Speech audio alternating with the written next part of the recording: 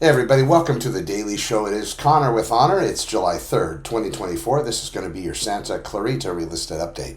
As always, I'm pulling from 7 days of data, combining those numbers and giving those to the people that are interested in real estate, such as you, because you are here. Total listings currently, as of this morning, 439 in all of Santa Clarita Valley. I will talk about some of the headlines out there, talking about how the market is crashing and that right now, if you're buying a house, it's a bad investment. And of course, first-time buyers can't compete. Great headlines. We'll get into those in just a second. Let's talk about this local inventory here. So currently 439 total active listings. That's going to be single-family residences, condominiums, townhomes throughout all of the Santa Clarita Valley cities. At www.SantaClaritaOpenHouses.com, you'll be able to see all of the real estate data. That's my property. You will be able to see every single listing that actually bridges the gap between the syndication sites and the local multiple listing service. And it is mine. You can search forever. You never have to give up who you are. Any personal and private information is definitely kept in your own custody. If you are ready, when you are ready, I should say, to investigate further, to interview myself and my team, to sit down with us so we can have a discussion about the best way we can serve you, then of course, connect with me, period. Reach out to me through www.SantaClaritaOpenHouses.com.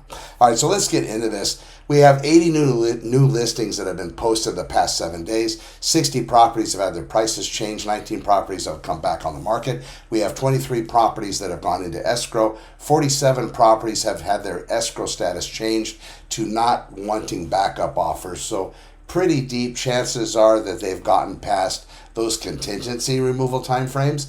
And that's going to depend on what contract was written and what negotiations your agent did on your behalf. And then we have 80 properties that sold this past week. That is about 10 to 12 higher than normal numbers. Usually we're in the high 60s, low 70s. For this 7-day snapshot, we have 80, which is pretty good. So those are new owners out there. 11 expired, 8 canceled, 8 put on hold, 3 withdrawn, and that total active residential number 439. The real estate market is crashing. We don't have enough inventory to make the market crash, at least in that regard. On the lending end of it, lenders, if you tried to get a loan at any time lately, you'll know that there really is no playing, no games, there's nothing extra given. The lenders are running these people, you buyers out there, running you through the gamut and getting all the information. So I don't believe that's going to be the case that we saw back in '07, which was really, there were a lot of folks that were being qualified to purchase real estate and probably shouldn't have been. Having said that, this particular market very constricted in that regard. Interest rates plummeting or going too high, probably not going to move for a while. As far as the economy goes, inflation's really, really high. I think that causes a stagnant market. Maybe if inflation could relax a little bit, we'll see a lessening of interest rate. But what that's going to do, that's not going to create any kind of a slump at all. That's going to start moving inventory even faster. So right now in Valencia, California, if we have somewhere between a 15 and a 25 regular day on market time frame before the houses get into escrow, you can see that time frame go down at least 50%. So we're talking 5 to 7 days. And in that case, if interest rates do come down into the 4s, we're going to see properties even moving faster depending on those local markets. And of course in Santa Clarita Valley, we do have the fastest turnover going to be in Valencia, but Saugus is running a close second. It's also going to depend on week. Saugus has been winning out a lot lately. And if you look at the reason why people are drawn to the various cities out here in Santa Clarita Valley, if you have school-aged independent children, that's a big pull for people to move out here because a lot of the schools in the Saugus area in Valencia and the other areas, a lot of them are blue ribbon. So you're getting award-winning schools basically based on your tax rate. Your property taxes are the property taxes that are getting paid. So it's that no additional investment, and your kids are getting top-notch education in a public school. Who'd have thought? All right, so check that out. So that's going to be debunking that. Buying a home now is a bad investment. That might be true for some people. It's going to depend on your reason. if you're looking to purchase real estate as an investment strategy or an investment vehicle, that's always looked on in a good way. You just have to look at the affordability numbers.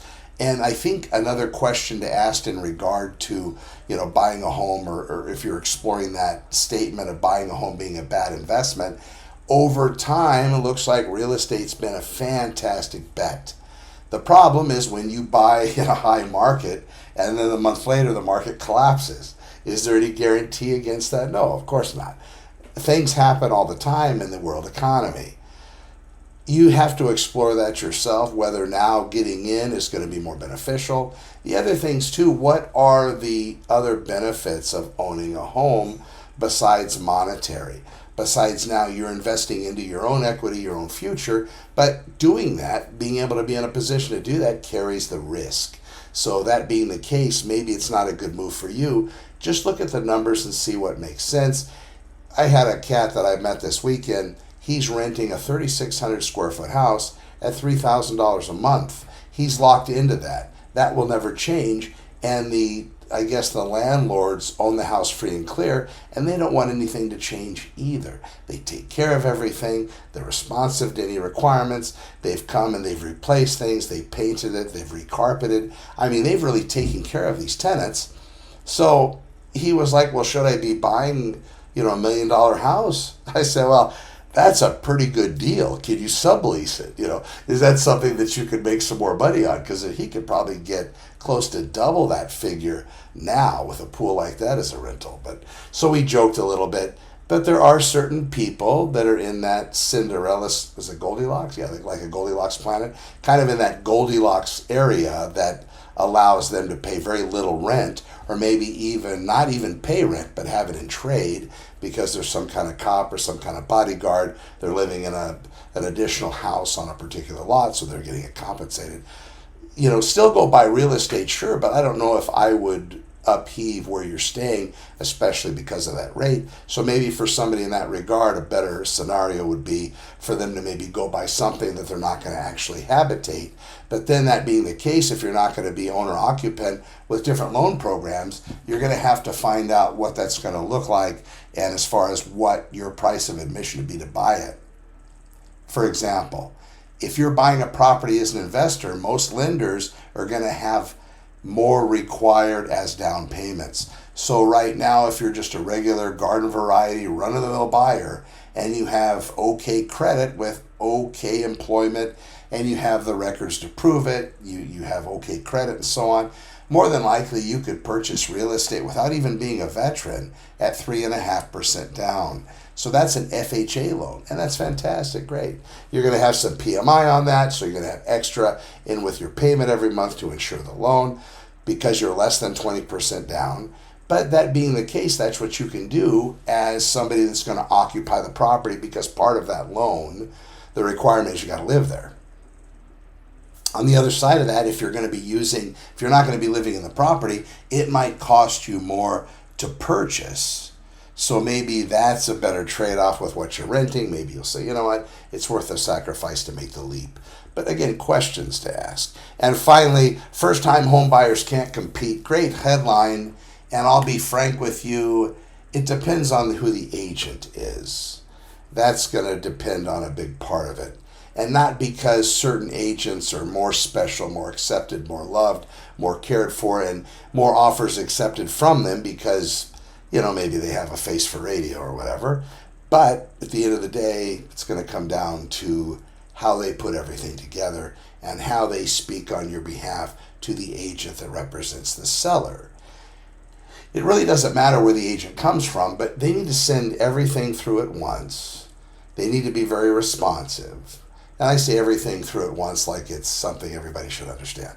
Whenever we're putting together an offer and we're sending a piece here, and then I don't have everything in order, so I don't have the lender's information, so now I got to get that. So then I forward another email, oh, here's the lender stuff, and oh, here's the pre-approval letter, and oh, here's proof of funds. Whatever is required to be packaged with an offer, the more separate emails, the less likely the agent is really doing a great job. Because I know as a seller's agent for a lot of the time, whenever I'm getting 5 and 6 emails from somebody represented by a buyer's agent, that is just extra stuff that should have been packaged at the very beginning. And I understand if people are trying to save time, maybe the property's hot, but trust me, folks, dollars to donuts, people aren't going to be accepting an offer in moments, especially when the property is new.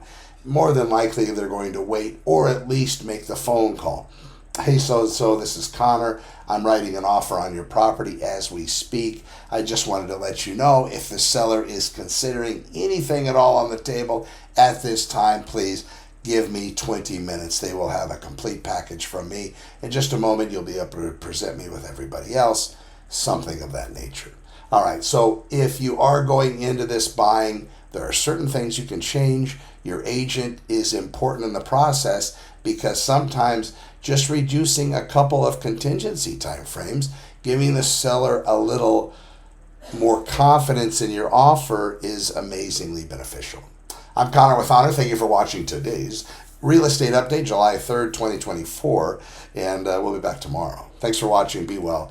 And reach out to us at www.SantaClaritaOpenHouses.com. I'm Connor with Honor. Over and out.